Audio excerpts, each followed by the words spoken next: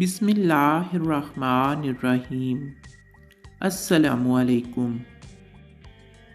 ایک نیک فطرت شخص نے مصیبت کے وقت ایک بوڑھے شخص کی مدد کی۔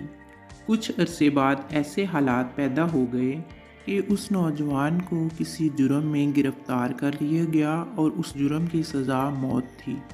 شاہی فوج اس نوجوان کو پکڑ کر بادشاہ کی عدالت میں لے گئی اور بادشاہ نے اس کا جرم جاننے کے بعد ملکی قوانین کے تحت اسے سزائے موت کا حکم سنا دیا۔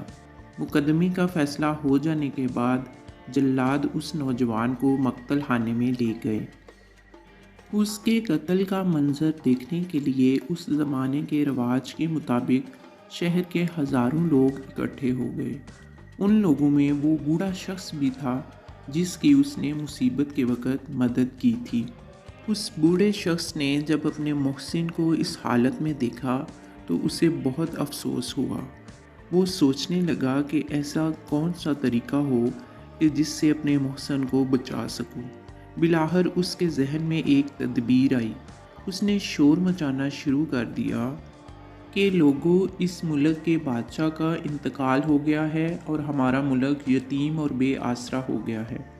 اس کی یہ بات سن کر ہجوم میں کھلبلی مچ گئی اور جلاد بھی اپنی تلواریں پھینکتے ہوئے محل کی جانب بھاگ پڑے۔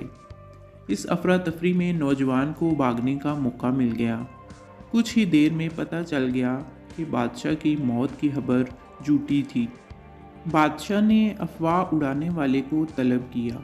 شاہی فوج اس کو گرفتار کر لی۔ بادشاہ نے اس سے اس حرکت کی وجہ پوچھی تو بوڑھے شخص نے کہا کہ اس نوجوان نے میرے ساتھ نیکی کی اور میں نے اس کی جان بچانے کی غرض سے یہ افواہ پھیلائی۔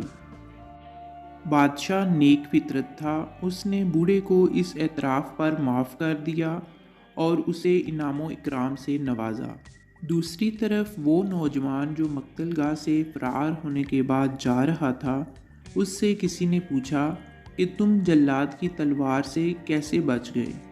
نوجوان نے جواب دیا کہ میری ایک معمولی سی نیکی نے مجھے بڑا فائدہ پہنچا دیا اور میں مقتل گاہ سے بچ نکلا۔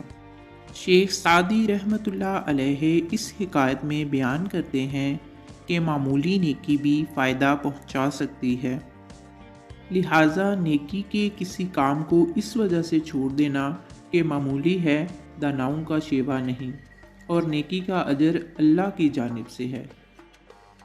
وہ قادر مطلق ہے، وہ چاہے تو ایک معمولی نیکی کا اجر کسی بڑی نیکی سے بھی زیادہ دے سکتا ہے۔